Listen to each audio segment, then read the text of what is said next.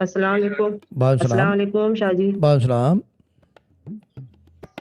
शाहजी मेरा ये है कि वो जो आपने पढ़ाई दी थी और दम के लिए दिया था तो वो मैं कर रही थी ना, तो वो जो है बच्चों का अब तो काम पहले से मतलब बेहतर हो गया है और काम आ रहा है अब। एक मिनट ये ठहर थी मेरी जाए, एक टेस्ट मिनट ठहर। अब जी। बोले जी, बोले बाजी बोले, सॉरी।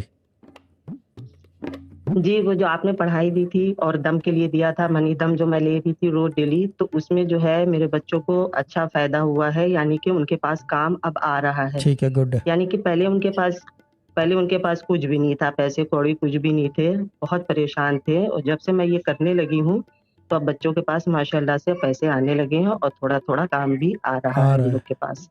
गुड। जी, जी। तो अब ये उनका जो है अब ये काम बस इसी तरह से उनका ये चलता रहे और इनका काम बनता रहे बस। नहीं और काम ठीक इनके है, पास आएंगे आ भी रहा नहीं। है माशाअल्लाह से। ठीक है। जी। ठीक है, गुड है बाजी। मसले